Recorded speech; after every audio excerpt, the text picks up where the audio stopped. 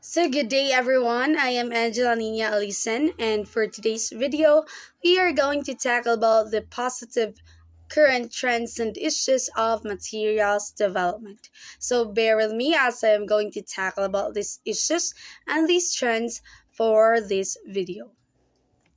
Okay, so the first positive trends that we search on the internet is the trend that says there are some materials requiring investments by the learners in order for them to make discoveries for themselves.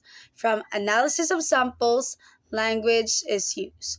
So, therefore, this should be means for students to understand who they are and unlock their potential for learning and discovery on their own. So, they should put in more effort in their academic pursuits.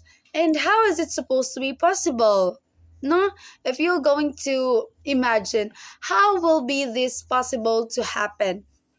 So the materials we develop for our future instruction would then make it possible. So that is the use of materials development to help our learners achieve their full potential and skills and learning. So therefore, we must create learning resources that will challenge students' abilities and enable them to learn how particular English expressions are used in the context. In order to avoid spoon feed or spoon feeding kids, learning materials should instead encourage independent learning. So these trends must be a focal point to every teacher, and that it will help the students learn from themselves, develop their skills and abilities, as well as encourage them to do independent learning instead of spoon feeding. So that is the first positive trends of this video. And the next positive trend is there are more materials making use of corpo data reflecting actual language use. So this means that corpo data is a collection of spoken or written words that are utilized in a wide range of contexts and circumstances. The emphasis is no longer on the teaching of grammar. So on this side, we are not focusing directly to the teaching of grammar, but rather on the practical application of language. So there is a battle between the teaching of grammar and the teaching of practical application of language.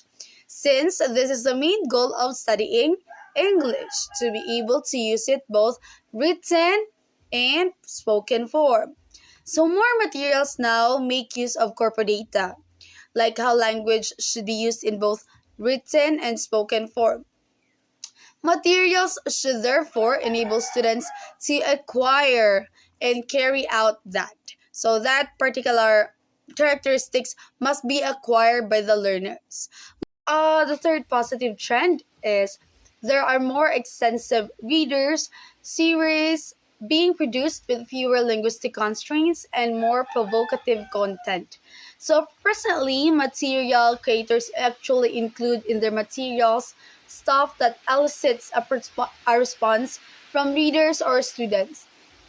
So they basically included topics that would allow students to react at this time. Learners should be aware that some instances they make grammar mistakes. So let's say a certain material developer should use timely topics. With that, it would allow the learners to react because they experience to themselves, and they should be provided with a platform for them to express their ideas and thoughts about the issues. So there is an advantage if the lessons you're taking are relatable in real life situation. And in that way, the students can react, have a feedback, and interact with you throughout the learning process. So the next positive trend is there has been a very noticeable and welcome increase in attempts to personalize the learning process by getting learners to relate topics and text to their own lives, views, and feelings. So it is therefore very timely to discuss this topic, especially given that we are in this new mode of learning. So that is a virtual learning, the limited virtual education.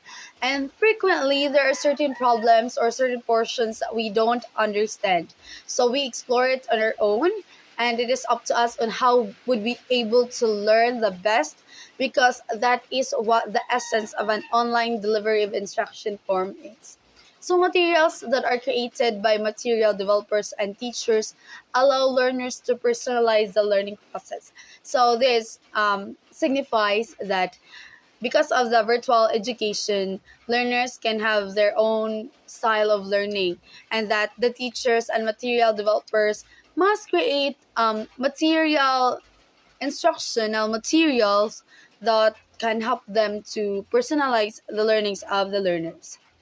So number 5, there is an increase in attempts to gain the effective engagement of learners. So this means effective engagement is also referred to as emotional engagement, because it refers to the learner's emotional connection to the materials provided. For example, if you create a material, you ensure that the learners will be able to feel and have emotional engagement by giving them a task where they can learn the value of activity, generosity, kindness, and many other things, so that they will be able to have that emotional connection with the materials.